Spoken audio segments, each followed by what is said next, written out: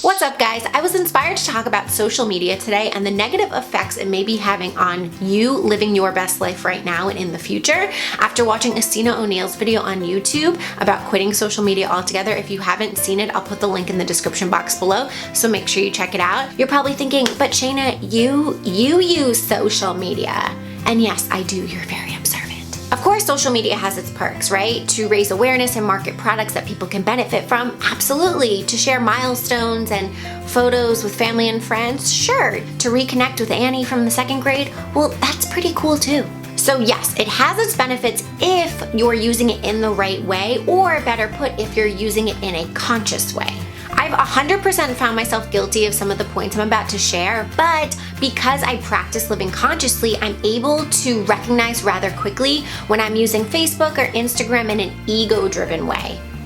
There is a widespread social media sickness happening today, and I just wanted to share what I think are the 5 major symptoms to recognize it in yourself today and in the future. I think I forgot to put deodorant on.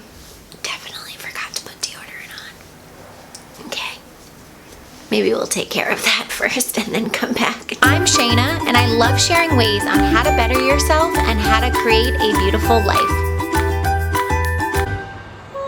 Number 1, you're obsessed with the number of likes you receive, followers, comments, views, etc. Do you spend more time than you'd like to even admit on coming up with a perfect status or choosing a filter or taking that perfect selfie?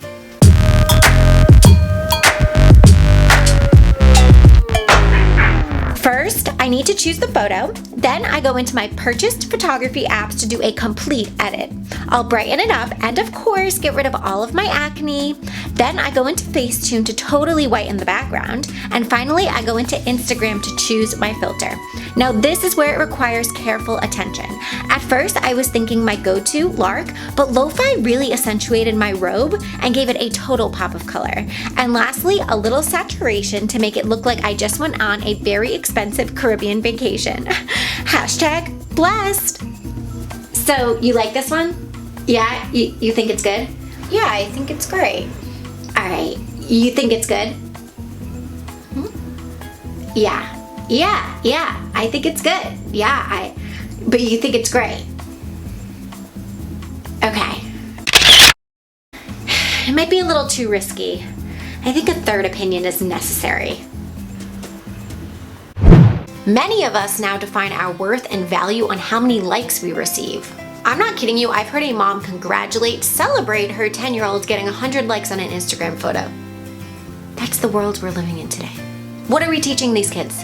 That the more likes you get, kids, the more loved and accepted you are in the world. Just because somebody has more followers than you, does that mean that they're more important or cooler than you? No. If you're relying on clicks to prove your self-worth, it is time to wake up. Number 2, you spend more time showcasing your life on social media versus actually living it. We just want so badly for everybody else to know that we had front row at that concert or that we were riding a horse in Fiji.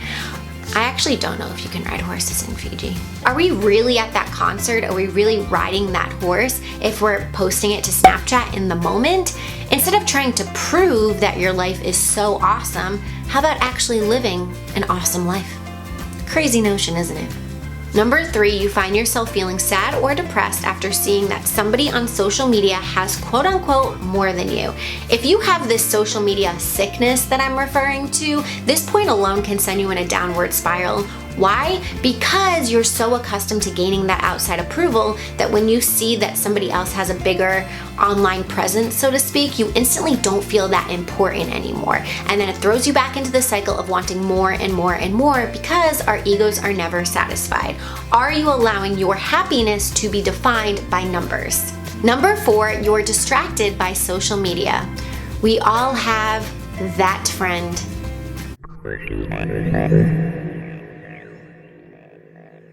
It's the friend that's always on their phone but then doesn't manage to ever text you back. How does that work? Online interaction is not real human connection. In fact, all of those moments that you're staring down at your phone or posting something, those moments add up. If you're too busy organizing your life on social media, you're missing out on the real thing.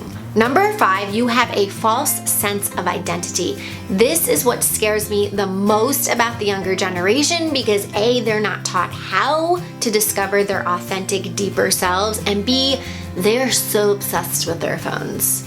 It's not a good combination. If you spend your time trying so hard to portray this inflated, artificial version of yourself and less time exploring your truths, like who you really are, your likes, curiosities, nature, the real world, it is going to be impossible for you to experience real, genuine happiness and fulfillment. That's the truth of the matter. So if any of these points rang true for you, see it as a wake-up call to start using social media in a smarter, more conscious way. That's it for today, guys. If you like what you see, give this video a big old thumbs up and subscribe to my channel for a new dose of inspiration to better yourself and your life every week. See you next week. Bye. I think you can bring 2 things when you go on Survivor. That's what somebody told me. I don't even watch it. It would definitely be deodorant, 100% deodorant, and I would make everybody else who was with me do the same.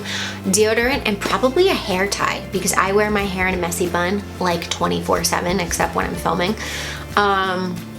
Yeah, deodorant and hair tie. I would totally win.